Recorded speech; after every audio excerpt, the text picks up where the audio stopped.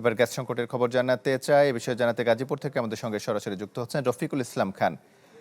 রফিক, আপনার পেছনে দেখছি একটি গাড়ি দাঁড়িয়ে আছে সিএনজি পাম্পের সামনে। গ্যাস কি দেয়া হচ্ছে? নগদ নিয়ে এলো হার না মানা হার অফার। সর্বনিম্ন 10,000 টাকা রেমিটেন্স নগদে পাঠালে থাকছে স্বর্ণের হার জেতার সুযোগ।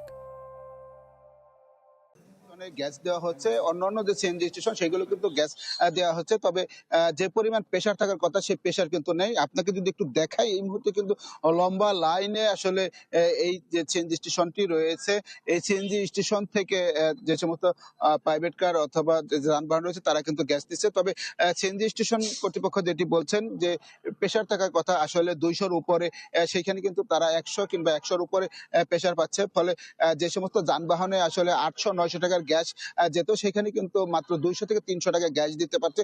তবে সবচেয়ে বড় গ্যাসের সমস্যায় পড়তে হচ্ছে শিল্প কারখানা, অর্থাৎ যে সমস্ত শিল্প কারখানা নিটিং ফ্যাক্টরি রয়েছে, সেই সমস্ত ফ্যাক্টরি কিন্তু একেবারে অচল অবস্থায় রয়েছে। অর্থাৎ শুধু যে সমস্ত ফ্যাক্টরিতে আসলে ডিজেল চালিত জেনারেটর রয়েছে, সেই সমস্ত ফ্যাক্টরিতে কিন্তু উৎপাদন কিছুটা হলেও তারা ধরে রেখেছে।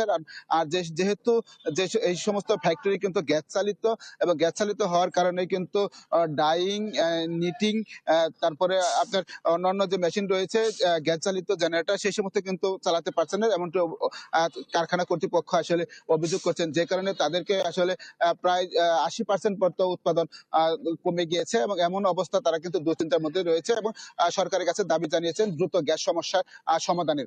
এই ছিল আসলে গাজীপুর থেকে গ্যাসের সর্বশেষ পরিস্থিতি। তমাল। রফিক, আপনাকে ধন্যবাদ। গাজীপুর থেকে গ্যাস সংকটের খবর জানাচ্ছিলেন রফিকুল ইসলাম খান।